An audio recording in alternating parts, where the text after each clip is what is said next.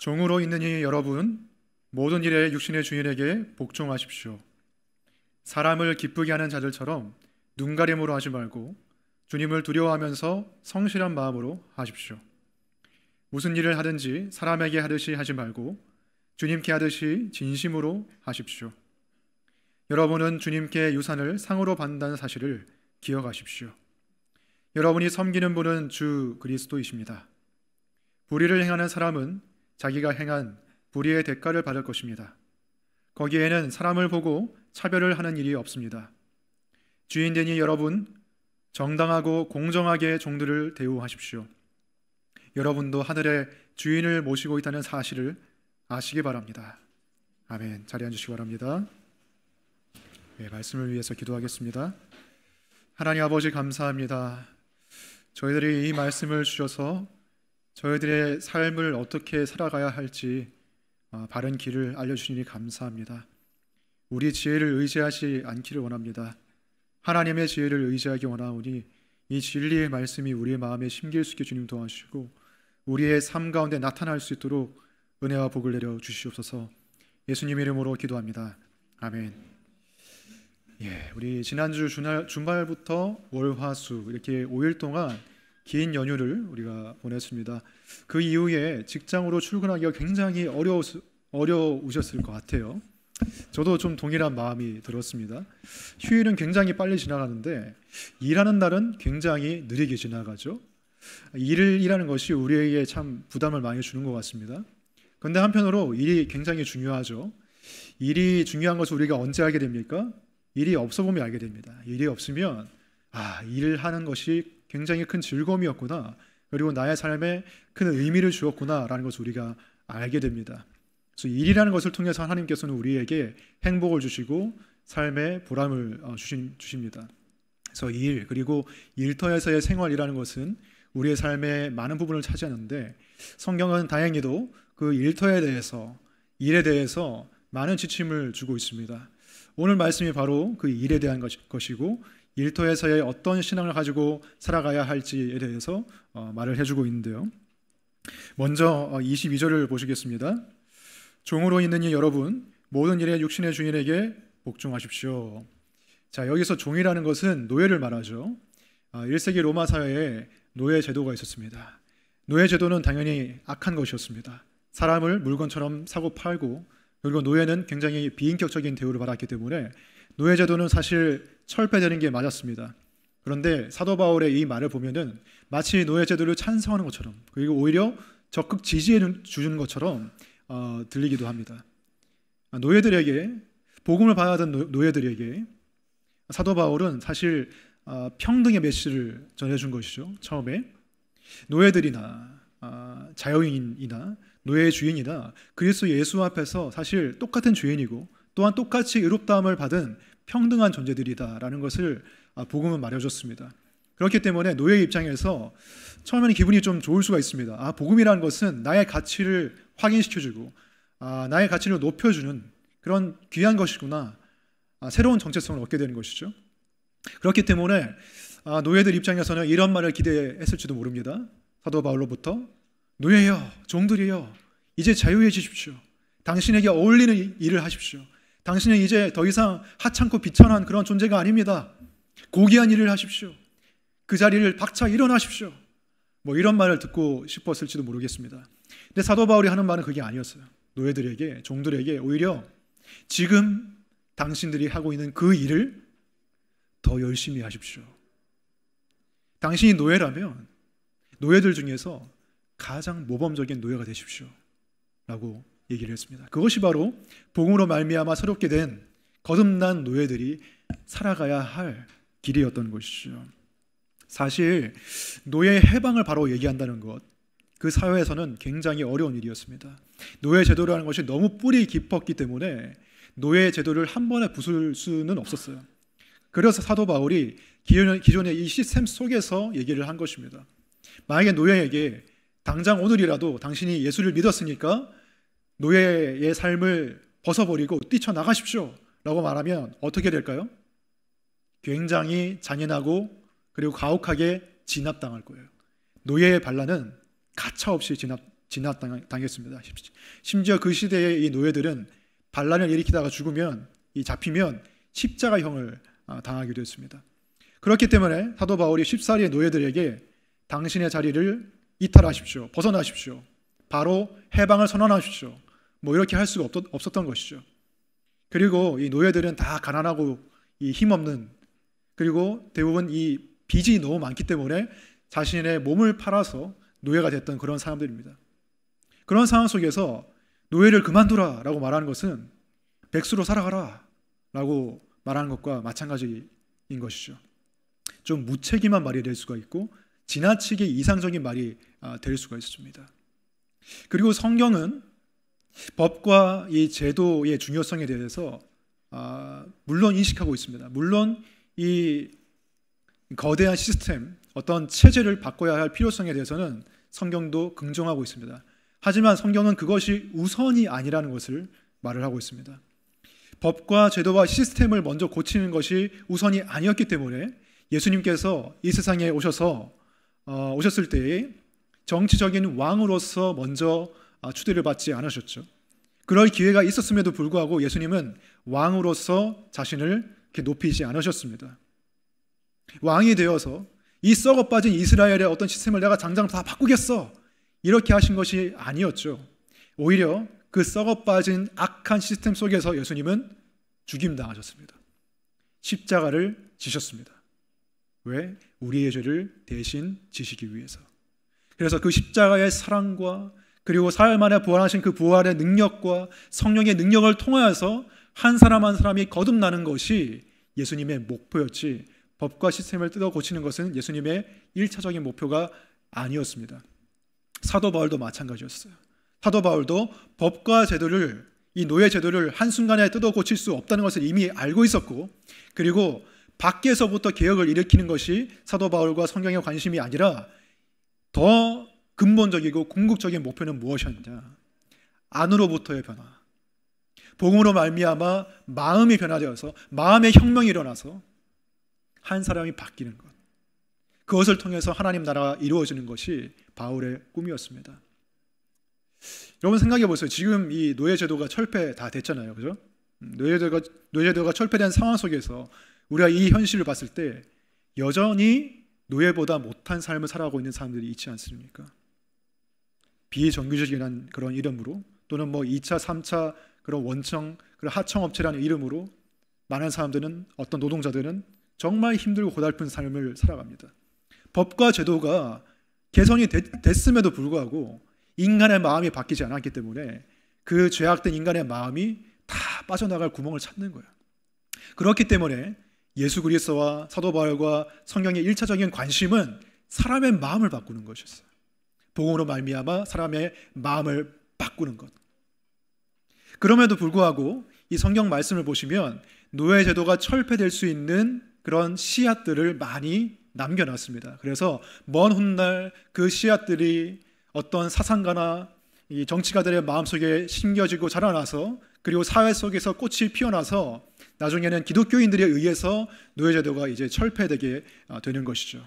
영국의 윌리엄 윌버포스라든지 아니면 미국의 아브라함 링컨 대통령 같은 사람들을 통하여서 노예 제도가 이 철폐가 됐습니다. 자, 그럼에도 불구하고 사도 바울은 이 현실 속에서 당장 실천할 수 있는 기독교적인 믿음이 무엇이냐, 그것을 말을 하고 있는 것이죠. 22절을 보겠습니다. 종으로 있는 이 여러분 모든 일에 육신의 주인에게 복종하십시오. 그리스도의 복음으로 말미암아 새 사람이 되고 마음이 변화된 노예들은, 종들은 어떻게 살아야 하는가? 위에 있는 권세자, 상급자, 주인에게 마음을 다해 순종해야 된다라고 말을 하고 있습니다. 이것은 주인이 시키는 것은 무엇이든지 죄악된 것이든지 상관없이 다 해야 된다, 그런 말은 아닙니다. 불의하고 또 부당하고 법에 어긋나는 그런 것들은 이제 거부할 수 있어야겠지만 평상시의 삶 속에서, 평상시의 생활 속에서 주인을 존중하고 그 권위를 인정하고 순종하는 겸손한 마음이 있어야 된다라고 말을 하고 있습니다. 자, 이것은 우리가 직장 생활을 할 때도 가질 수 있는, 그리고 가져야 하는 그런 적용될 수 있는 부분입니다. 그리스도인이 직장에서 상사, 상급자의 권위를 존중하는 태도를 가져야 된다는 것이죠. 그런데 점점 그것이 희미해지는 이 사회를 우리가 살아가고 있습니다. 요즘의 문화는 이 상사, 상급자의 연륜이나 경험이나 지혜를 무시하는 시대가 되고 있고요. 그리고 상사가 어떤 가르쳐 주려고 하거나 나의 잘못을 지적하거나 충고하거나 그런 것들을 이제 꼰대질로 취급하는 시대가 되고 있고요. 상사가 시키는 일이 마음에 들지 않으면 계속해서 불평과 불만을 쏟아내는 그런 시대가 되고 있습니다. 과거에는 지나치게 이 권위주의적인 사회나 일, 문화가 이 문제였다면 지금은 반대로 가고 있죠. 지금은 지나치게 탈권위주의적이고 지나치게 반권위주의적인 문화가 되어서 상급자를 마음속으로 무시하거나 불평과 불만만을 가지고 살아가는 사람들이 굉장히 많아지고 있습니다. 이전보다 권위에 대한 존중이 많이 사라진 시대를 우리가 살아가고 있습니다. 제가 봄에 이제 노회를 갔다 왔는데요. 노회가 뭐냐면 목사님들과 지역 목사님들과 장로님들의 모임이거든요. 노회를 갔다 왔는데 그 노회에서 제가 정말 뜻밖의 칭찬을 들었어요. 사실 이 칭찬을 들을 일이 전혀 아닌데도 칭찬을 들었습니다. 노회에 참석해서 이제 목사님들과 장로님들과 점심 식사를 하고 식당에서 이제 교회로 다시 돌아와서 시간이 남으시는 분들과 함께 차를 마셨어요. 그런데 교회 식당이 정리가 안 돼 있었습니다. 세팅이 안 돼 있어서 제가 이제 의자를 저 구석에서 쌓아져 있던 의자를 이렇게 옮겨서 세팅을 하는 것을 이제 도와드렸는데 그것을 보고서 어떤 다른 목사님께서 저를 막 칭찬해 주시는 거예요. 우리 김 목사님은 요즘 사람 같지가 않네. 우리 유지영 목사님 부목사 잘 뽑으셨네 하면서 막 이렇게 칭찬을 막 해주시는 거예요. 저는 약간 좀 어리둥절이었습니다. 왜냐하면 이게 당연한 거기 때문에 저는 칭찬을 들을 거라고 생각을 안 했어요. 왜냐하면 저가 그 무리 속에서 유일한 30대 부목사였고 다른 분들은 다 50, 60대 담임 목사님들이었기 때문에 제가 하는 게 당연하다고 생각했어요. 근데 그것을 보시고 칭찬해 주시는 거예요. 왜냐하면 그 칭찬해 주신 그 목사님의 교회에서 목사님이 이렇게 청소를 하고 빗자루질을 하고 의자를 옮기고 그렇게 하는데도 전도사님들이 그냥 이렇게 가만히 서 있더라고요. 그냥 목사님 청소 잘하시네, 뭐 이렇게 힘 좋으시네. 그래서 그것이 이해가 되지 않고 좀 마음에 들지 않았겠죠, 당연히 목사님 입장에서. 그래서 전도사님들에게 그 태도에 대해서 지적을 하고 잘못된 것을 말해줬을 때 교회를 떠나 버렸다는 것이죠. 물론 우리 교회 전도사님들은 전혀 그렇지 않습니다. 굉장히 센스가 좋으시고 또 그리고 권위를 존중하시는 그런 분들인데 지금 교회뿐만이 아니라 많은 직장에서 그런 이야기들이 사실 들려오고 있는 것이 사실이죠. 상급자의 권위자의 말을 순종하지 않는다. 또 어떤 말로는 센스가 많이 부족해졌다. 뭐 이런 말들을 많이 듣고 있는 것 같습니다. 성경에서 강조하는 것은 무엇이냐? 항상 겸손한 마음입니다. 권위에 순종하는 마음이에요. 회사와 직장에서 상사와 상급자와 갈등이 일어날 때가 많습니다. 그럴 때 많은 경우에 상급자의 여러 가지 잘못들을 우리가 지적하고 탓을 할 때가 많죠. 내 상사는 성격이 정말 별로야. 도저히 이해가 안 되는 사람이야. 그리고 나보다 일도 잘 못해. 그러면서 생생은 다내. 뭐 여러 가지 이야기를 하게 됩니다. 근데 우리가 죄악된 세상에서 100% 한 사람에게 과실만 있는 그런 상황은 별로 없습니다. 나도 죄가 있고 저 사람도 죄가 있기 때문에, 저 사람은 죄인이고 나도 죄인이기 때문에 교통사고가 나도 한 사람에게만 100% 과실이 있는 경우는 사실 별로 없습니다. 다 뭐 9대1, 8대2 이런 식으로 다 과실이 나누어지게 되는데 그렇기 때문에 우리가 한번 객관적으로 생각해 봐야 됩니다. 정말로 저 사람만 잘못이 있느냐. 물론 저 사람이 먼저 악을 행했을 수도 있습니다, 나에게. 하지만 그에 대한 반응이 어땠느냐. 내가 그 상사의 권위를, 상급자의 권위를 존중해주고 그 사람의 연륜을 존중해주고 그리고 대우해주는 그런 겸손한 마음을 가지고 그 사람을 대했느냐. 나는 그 사람에게 어떤 부하 직원이고 어떤 아랫 사람인지 생각해 봐야 된다는 것이죠. 내가 세상의 기준으로 다른 사람이 하는 그런 모습으로 그것을 기준으로 삼아서 내가 상사를 대하고 있었는지 아니면 성경이 요구하고 있는 그리스도인의 자세를 기준으로 삼아서 나의 상급자와 상사를 또는 사장님을 대하고 있었는지 우리가 생각해 봐야 된다는 것이죠. 크리스천에게 직장이라는 것은 단순히 돈만 버는 것은 아닙니다. 일만 하는 것은 아닙니다. 우리가 나눠서 생각할 때가 많습니다. 교회에서는 우리가 은혜롭게 살아가지만 직장에서는 은혜가 적용되지 않는다. 더 나아가서 가정에서는 우리가 은혜를 베풀면서 살지만 직장에서는 은혜를 베풀며 살아갈 필요가 없다. 직장에서는 일만 잘하면 된다. 직장에서는 돈만 잘 벌면 된다. 지극히 자본주의적인 어떤 개념을 가지고서 우리가 직장 생활을 할 때가 많다는 것이죠. 그러나 성경의 목표는 무엇입니까? 성경의 목표는 어느 제한적인 영역과 제한적인 상황에서만 우리가 은혜를 적용하며 복음을 적용하며 사는 것이 아니죠. 모든 상황 속에서, 모든 일들 가운데서 우리가 복음과 은혜를 적용하는 것이 크리스천의 사명입니다. 근데 이제 직장 생활 속에서 그 은혜로운 모습들이 많이 사라져가는 것이 사실입니다. 소소한 은혜들조차 사라지죠. 예를 들면 서로 밥을 사준다거나 뭐 그런 것들도 많이 사라지는 것 같습니다. 그냥 혼자 밥을 먹거나 서로 터치 전혀 하지 않고 그냥 leave me alone, 나 혼자 내버려둬라. 그렇게 되면서 서로 소소하게 은혜를 베푸는 것마저 사라지면서 인간관계가 차가워지고 그냥 숫자로만 돌아가는 그런 직장이 되는 경우가 참 많은 것 같습니다. 그러나 은혜를 베풀어야 된다. 상급자에게 내가 아랫사람이지만 은혜를 베풀어야 한다. 무슨 말이냐면 저 사람이 잘못했으니까 나도 똑같이 대우해 주겠다, 이것이 아니라 내가 그리스도에게, 하나님에게 은혜를 받아 구원을 받은 사람이기 때문에, 나도 자격이 없지만 은혜를 받아 구원받은 사람이기 때문에 저 사람이 비록 자격이 없는 상사라 할지라도 최소한의 권위를 내가 인정해주고, 아니 적극적으로 그를 더 사랑해줘야 된다는 것이죠. 사랑을 실천하는 것이 그리스도의 인의 사명 아닙니까? 이웃을 사랑하는 것. 근데 그것이 직장에서 제한돼야 됩니까? 만약에 우리가 직장에서, 일터에서 그리스도인으로 살아가지 않고 그냥 세상의 논리에 맞춰서 그냥 give and take, 아니면 숫자의 논리, 자본주의적인 논리, 거기에서만 입각해서 우리가 살아간다면 우리는 인생의 대부분의 시간을 불신자로 살아가는 것입니다. 여러분, 직장에서의 시간, 여러분 평생의 직장에서의 시간을 얼마나 보낼까요? 수면 시간을 제외하면 정말 특히 이 한국 사람들, 일을 많이 하는 한국 사람들 같은 경우에는 직장에서의 시간이 평생에서의 그 시간의 절반 이상이 될 것입니다. 근데 그 절반 이상의 시간을 우리가 불신자의 모습으로 보내고 있을 수도 있다는 것이죠. 복음 없이, 은혜 없이, 믿음 없이 그냥 내 동료들이 하는 것처럼, 세상 사람들이 하는 것처럼 나도 똑같은 자세와 똑같은 마음으로 은혜 없이 살아간다면 우리의 절반 이상의 삶은 그냥 불신자의 삶이 되는 것입니다. 그러면 우리가 그리스도인이라고 말할 수가 있을까요? 떳떳하게. 절반 이상의 삶이 그리스도인답지 않은 삶을 살아가고 있는데 우리는 그리스도인입니까? 아니면 세상 사람입니까? 믿음이 있는 사람입니까? 믿음이 없는 사람입니까? 저와 여러분이 정말 우리가 깊이 질문을 던지고 돌아봐야 될 그런 부분이라고 생각합니다. 어떤 사람들은 도저히 인간적으로 인정할 수 없고 사랑할 수 없는 상사를 만나기도 합니다.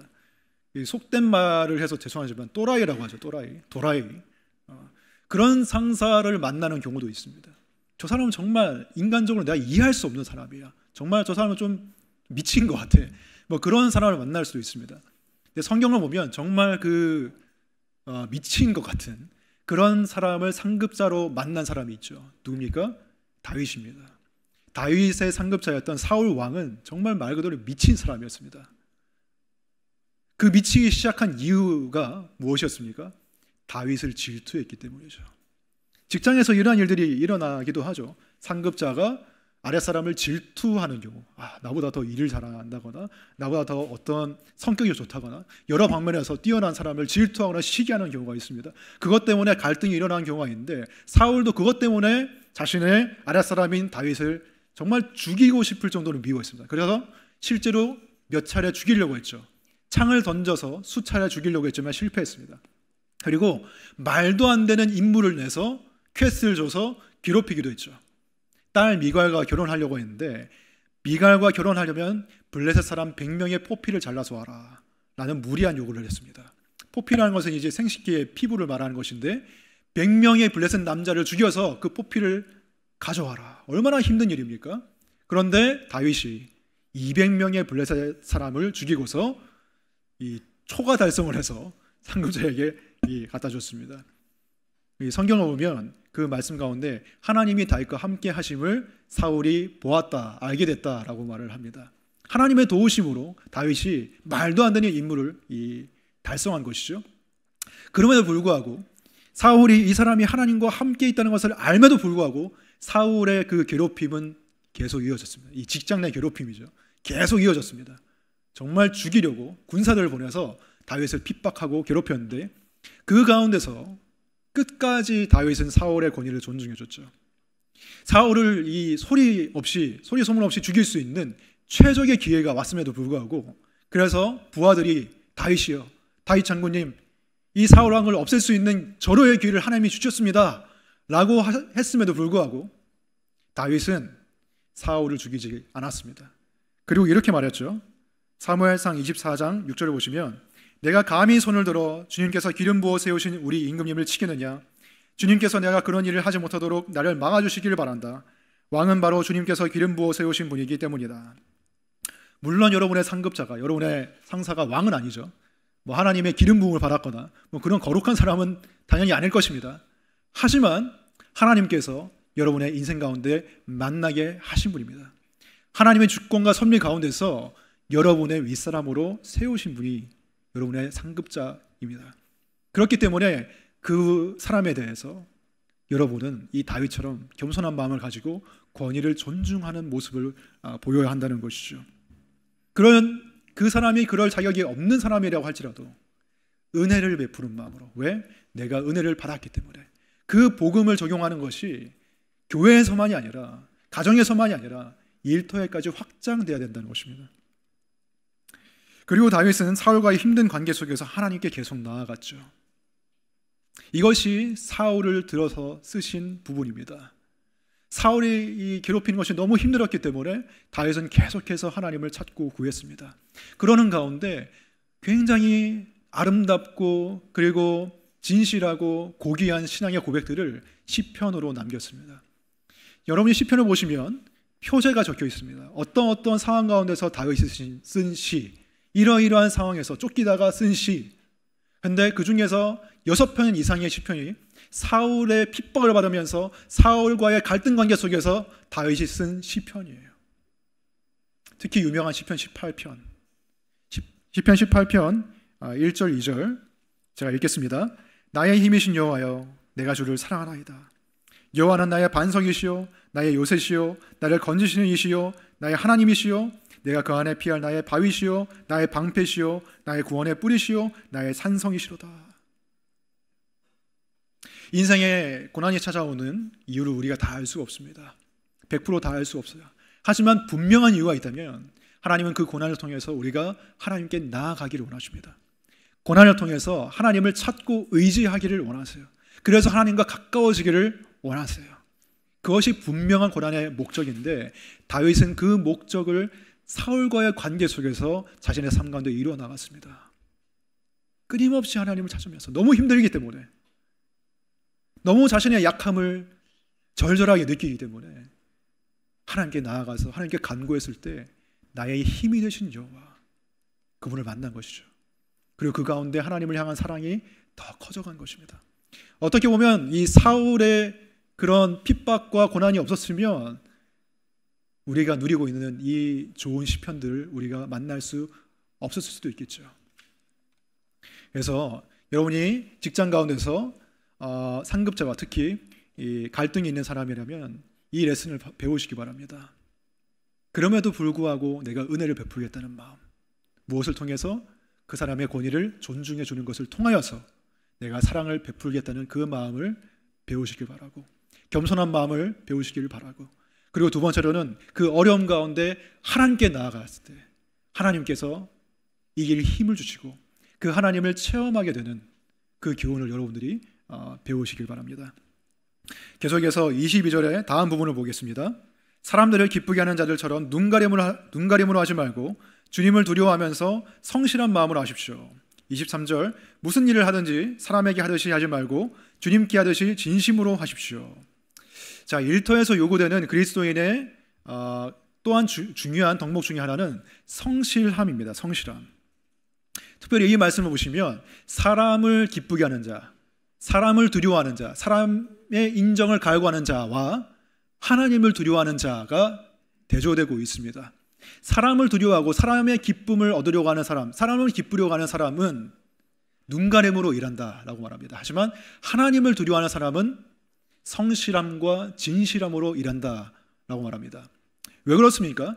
사람을 기쁘게 하는 데만 혈안이 되어 있는 사람은 당연히 사람이 있는 데서는 일을 하고 사람이 없는 데서는 일을 하지 않게 되는 것이죠. 나를 지켜보는 사람의 눈이 사라지면 일을 하고 싶은 동력이 사라지는 거예요. 사람이 보고 있으면 막 다다다다다 하고 탁탁 소리 나면서 막 온갖 그 일을 하는 티를 다내지만 사람이 보지 않으면 그냥 바로 뭐 윈도우 창을 바꿔버리면서 그렇게 되는 것이죠. 하지만 그것은 성경이 말하는 지금 윤리가 아니죠. 최대한 적게 일하면서 최대한 이 많은 돈을 뽑아내려고 하는 그 자본주의적인 그런 생각은 성경의 직업 윤리가 아니다라고 말을 하고 있습니다. 하나님을 두려워하면서 사람이 보든지 보지 않든지 하나님의 눈을 의식하면서 동일한 마음으로 성실하게 일해라. 이것이 성경이 말하는 직업 윤리인 것이죠. 그리고 그것이 결국에는 우리에게도 좋은 것입니다. 하나님은 우리에게 좋지 않은 것을 명령하지 않아요. 다 우리에게 좋은 것을 우리가 잘 되라고 하나님이 명령하시죠. 사람의 시선을 너무나 의식하고 그리고 사람을 기쁘게 하고 사람에게 인정받는 것이 우상이 된 사람은 결국에는 사람의 인정을 잃어버리게 됩니다. 왠 줄 아십니까? 성실함의 기복이 너무 심해지는 거예요. 사람의 인정이 주어지고 사람의 눈이 지켜보는 상황에서는 열심히 일하지만 그렇지 않은 그런 상황이 길어질 때, 사람의 인정이 주어지지 않는 상황이 길어질 때는 일하고 싶은 동력이 안 생기는 거예요. 그러다 보니까 일의 퍼포먼스가 낮아지고 성과도 안 생기고 생산성이 낮아지는 거예요. 그래서 사람들은 다 알게 됩니다. 저 사람은 성실함의 기복이 큰 사람이군. 이런 평가를 결국에는 받을 수밖에 없는 것입니다.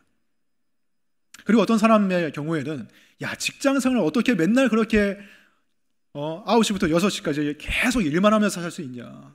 그냥 적당히 놀고 적당히 딴짓도 하면서 그렇게 하는 거지. 그게 좋은 거지. 물론 그게 조금은 필요할 수도 있는데요. 심해지면 안 되겠죠. 그것이 어떤 경우에는 인생의 지혜처럼 말하는 경우가 있습니다. 하지만 그것은 지혜가 아니에요.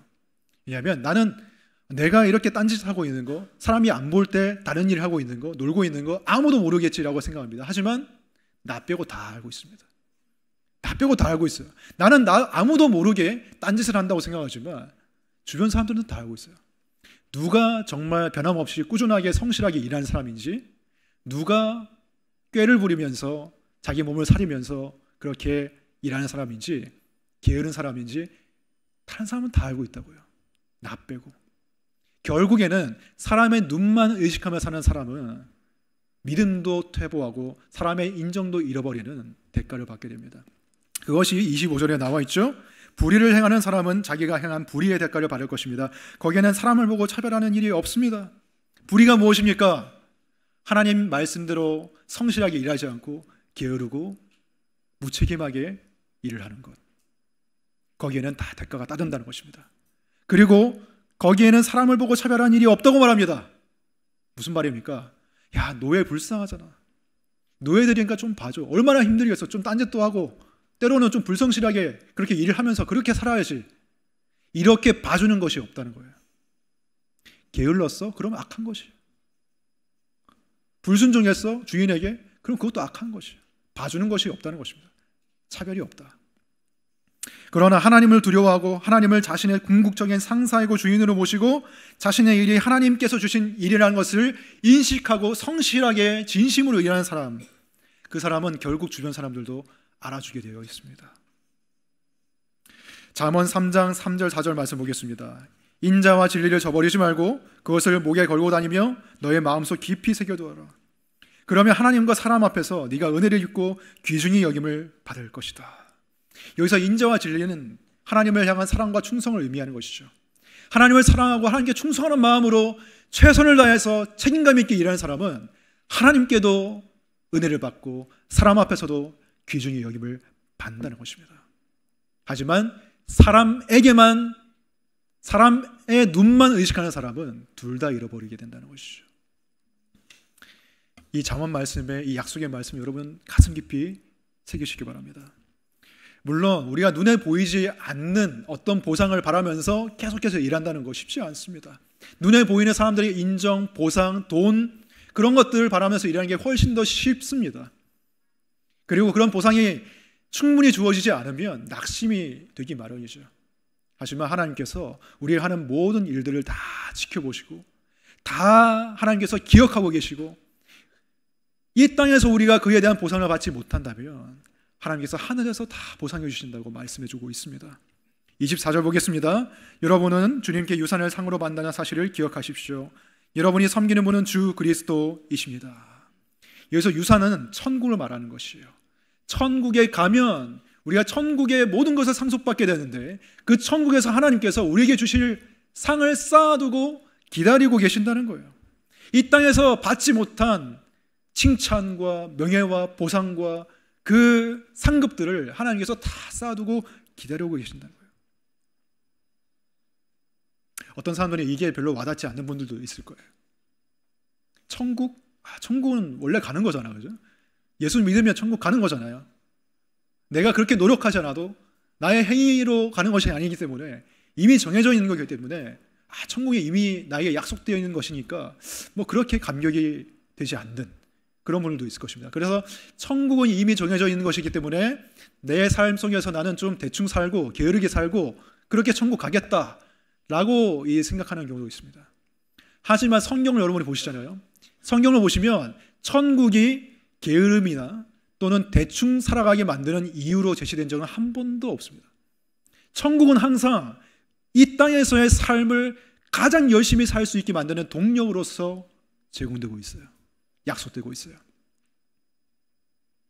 고린도전서 9장 25절 보시면 바울이 말합니다. 경기에 나서는 사람은 모든 일에 절제를 합니다. 그런데 그들은 썩어 없어질 월계관을 얻으려고 절제를 하는 것이지만 우리는 썩지 않을 월계관을 얻으려고 하는 것입니다. 세상 사람들은 눈에 보이는 월계관, 그것이 비록 썩어 없어질 것이라 하더라도 그것을 달려가면서, 그것을 보면서 열심히 달려갑니다. 그런데 크리스천들은 이런 말을 듣죠. 야, 그거는 다 썩어 없어질 거야. 돈, 명예, 성공 다 없어지는 거야. 이런 말을 딱 들었을 때, 그럼 내가 뭘 위해서 열심히 살아야 되지? 이런 생각을 하게 됩니다. 하지만 사도 바울은 말하죠. 썩지 않을 면류관, 월계관을 얻기 위해서 모든 일에 절제를 하면서 더 열심히 사십시오. 여러분, 이게 와닿으십니까? 어떤 사람은 또 이렇게 생각할 수가 있어요. 하늘의 상급 받으면 좋겠죠. 하지만 여러분, 목사님, 천국에 가면 모두가 기쁘고 행복한 거 아니겠습니까? 상을 받는 사람도 행복하고 상을 받지 않은 사람도 행복하고 다 똑같이 행복한 거 아니겠습니까? 저는 그냥 상 안 받고 그냥 천국에 가서 행복하게 살래요. 천국에 가면 질투도 없고 시기도 없으니까 내가 어떤 사람이 상을 많이 받았다고 해서 내가 질투도 안 할 거고 시기도 안 할 거잖아요. 나도 똑같이 충만한 어떤 무한한 행복 가운데 살 거잖아요. 이렇게 생각할 수가 있습니다. 근데 이것은 우리가 천국을 잘 모르기 때문에 하는 말이죠. 천국의 상에 대해서, 상급에 대해서 우리가 잘 모르기 때문에 그렇게 하는 말입니다. 여러분, 천국의 상에 대해서 가장 많이 말씀하신 분이 누구입니까? 바로 예수님입니다. 예수님은 하늘의 상을 말씀하시면서 너희가 이 땅에서 핍박받고 고난받더라도 하늘의 상이 있다. 그러므로 달려가라 라고 말했고요. 사도 바울만큼 천국에 대해서 많이 아는 사람이 있습니까, 여러분? 사도 바울은 셋째 하늘에 갔다 왔다고 했습니다. 천국에 갔다 왔다고 했습니다. 환상 가운데서. 천국에 대해서 우리보다 훨씬 더 많이 알고 있어요. 근데 사도 바울이 두려워했던 것이 무엇인지 아십니까? 천국에서 상을 못 받는 거. 그런 기록들이 사도 바울의 서신 가운데 있습니다. 내가 상을 받지 못할까 봐 두렵다. 그래서 열심히 달려간다. 난 누구보다 열심히 복음을 전하고 누구보다 열심히 절제하며 하나님을 섬긴다라고 사도 바울이 얘기를 했다고요. 그럼 우리가 천국에 대해서 요만큼도 알지 못하는 우리가 천국 가면 그냥 뭐 대충 다 행복하게 사는 거 아니겠습니까? 라고 하면서 상을 바라지도 않고 소망하지도 않고 천국에 대한 아무런 기대감 없이 살아가는 게 우리가 그거 그리스도인의 자세가 아니라는 것이죠. 천국의 상급을 소망하시기 바랍니다. 그것에 대해서 충분한 설명이 안 나와 있는 이유는 우리가 도저히 이해할 수 없는 정도로 좋은 뛰어난 상급이 있기 때문이죠. 그래서 여러분, 여러분의 진정한 상사이며 주인이신 예수 그리스도를 섬기시기 바랍니다. 이것은 상이 주어지지 않더라도 그렇게 해야 되는 것입니다. 왜? 우리가 은혜를 받았기 때문에, 지옥에서 건짐을 받았기 때문에. 그것만 하더라도 우리는 그냥 열심히 살아야 돼요, 하나님의 명령에 따라서. 그런데 그렇게 하면 상까지 주신다고 하니까 얼마나 좋습니까? 그것이 우리의 동력이 됐으면 좋겠어요. 은혜의 빚진 자, 그리고 천국의 상급을 소망하면서 그렇게 이 말씀을 순종하면서 성실하고 진심을 다해 일하면서 살아가시기 바랍니다. 다음으로 4장 1절 말씀 보시면, 주인 되니 여러분 정당하고 공정하게 종들을 대우하십시오. 여러분도 하늘의 주인을 모시고 있다는 사실을 아시기 바랍니다. 1세기 로마에서 복음을 듣고 거듭난 사람들의 대부분은 하층민들, 노예들이었습니다. 그럼에도 불구하고 주인도 있었습니다.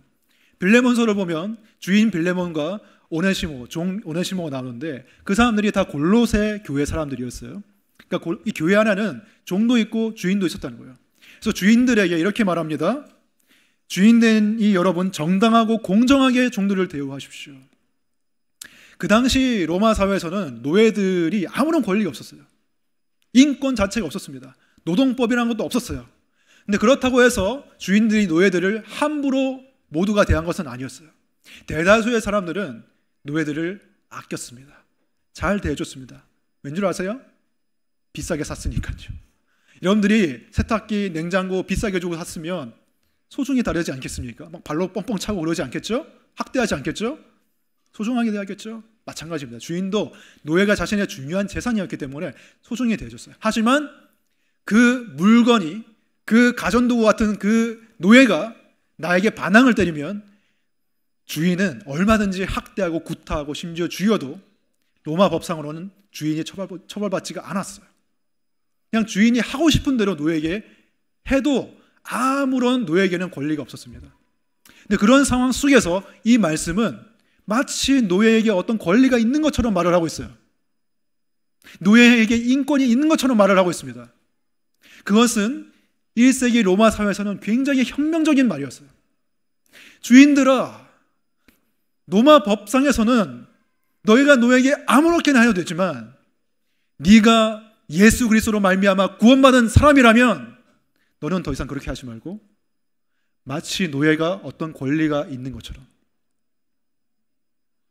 노예가 더 이상 도구가 아닌 것처럼 대해라. 노예를 단순히 부속품이나 도구로서만 대하지 말고 그를 인간으로 대해라. 일을 했으면 정당한 보상을 주고 건강을 책임져 주고 그가 행복하게 일할 수 있도록 억울하지 않도록 보살펴줘라. 정당하고 공정하게 대해라 라고 말을 했습니다. 여러분 가운데도 어떤 분들은 사장으로, 고용주로, 대표로 계시는 분들이 있을 것입니다. 꼭 그렇지 않더라도 이제 직장 생활이 오래되신 분들 가운데서는 상급자로 어떤 팀을 꾸리고 있는 사람으로 살아가고 있을 수도 있습니다. 그러한 가운데 여러분이 아랫 사람들을 어떻게 봐야 되느냐? 오늘 이 말씀처럼 봐야 된다는 거예요. 물론 지금은 노동법이라는 게 있죠. 하지만 그 이상의 은혜를 베풀어야 된다는 것이죠.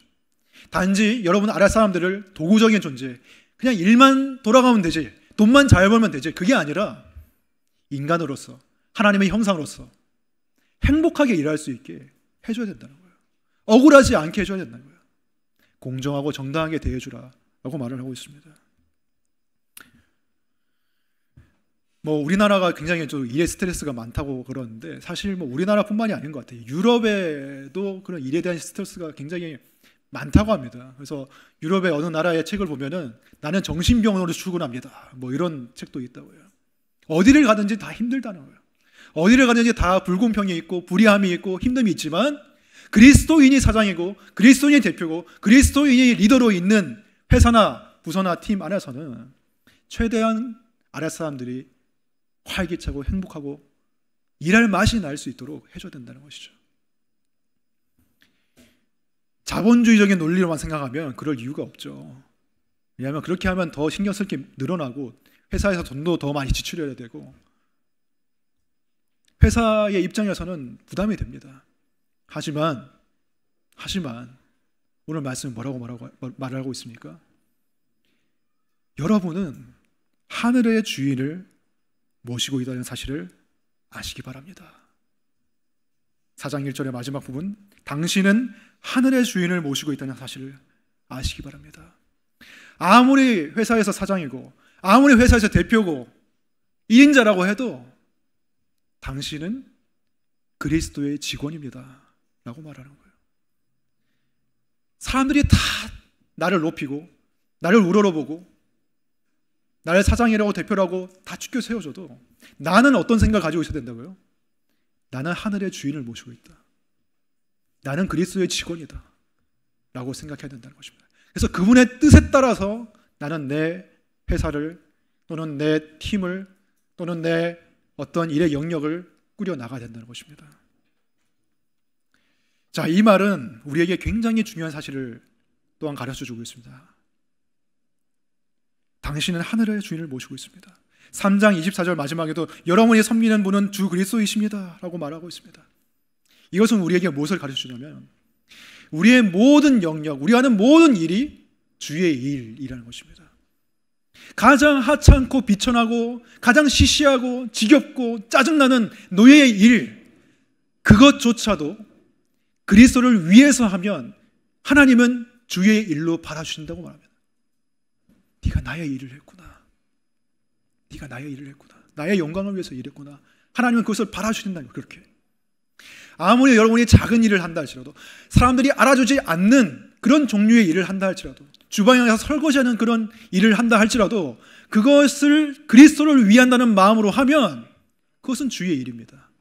저처럼 설교하고 아니면 주일학교를 섬기고 이런 종류의 일이 아니라 할지라도, 교회의 일이 아니라 할지라도 여러분이 회사에서나 학교에서나 아니면 가정에서 가정주부로서 일하거나 육아를 하거나 그 모든 일들이 주님의 일이라는 것이에요. 하나님이 기뻐하시는 일이라는 것입니다. 하나님의 일과 세상 일이 따로 있지 않다는 거예요. 다 하나님의 일이라는 것입니다. 오늘 방금 우리가 이전에 읽었던 골로새서 3장 11절에 뭐라고 되어 있습니까? 3장 11절 마지막 부분 보시면 오직 그리스도만이 모든 것이며 모든 것 안에 계십니다. 이게 골로새서의 전체 주제예요. 그리스도께서 모든 것이다. Jesus is all. 그분이 모든 것이고 모든 것 안에 계신다. 교회 안에만 있는 게 아니라 여러분의 회사 안에도, 가정 안에도 그리스도께서 계십니다. 그분이 통치하십니다. 거기서 하는 모든 일이 하나님의 일입니다. 찰스 스펄전 목사님이 이렇게 말했죠. 여러분이 하나님의 영광을 위해서 하는 일은 그 장소가 헛간이 됐든 가게가 됐든 창고가 됐든 대장간이 됐든 그곳이 하나님을 모시는 성전입니다. 이곳만 성전이 아니고 여러분의 이 모임만 성전이 아니고 여러분이 하나님을 위해서 일하는 그 직장이 성전이 되게 해야 되는 것입니다. 어떤 사람은 이렇게 생각합니다. 지금 내가 하는 일은 너무 보잘것없어. 너무 하찮아. 아무도 거들떠보지 않는 일이야. 그래서 이거는 주님의 일이라고 할 수 없어. 근데 그것이 노예의 일보다 더 하찮겠습니까? 노예의 일도 하나님의 주의 일이라고 여겨주셨는데 여러분의 하는 일은 그 무엇이라도 아무리 작은 것이라도 하나님의 일이에요. 하나님이 맡겨주신 일이에요. 그 마음을 가지고 우리가 일을 해야 된다는 것입니다. 그것이 어떻게 보면 돈보다도 더 큰 동력이 되어야 된다는 거죠. 이게 굉장히 어려운 부분이겠죠. 돈을 벌고자 하는 것보다 더 큰 이유가 하나님이 나에게 이 일을 주셨다는 그 마음, 내가 하나님의 일을 하고 있다는 그 마음, 그 자부심, 그것이 되어야 된다는 것입니다. 그래서 여러분이 무슨 일을 하든지 그 매일매일 반복되는 그 속에서 그리스도를 섬긴다는 것을 잊지 마십시오. 여러분의 일터가 그리스도를 섬기는 일터가 되게 하시기 바랍니다.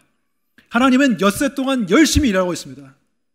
내가 기독교인이기 때문에 교회 일은 열심히 하지만 회사 일은 대충 해도 돼. 이것은 하나님이 원하시는 모습이 아니죠. 하나님은 엿새 동안 열심히 일하고 하셨습니다. 하지만 하루는 쉬라고 하셨죠. 안식일. 그게 경계선이에요.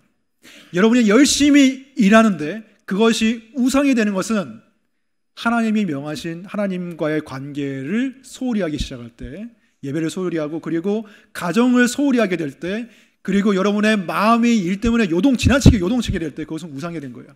하지만 그 경계선을 넘어가기 전까지는 최선을 다해서 일을 하라고 말을 하고 있습니다. 그래서 여러분, 오늘 말씀을 정리하겠습니다.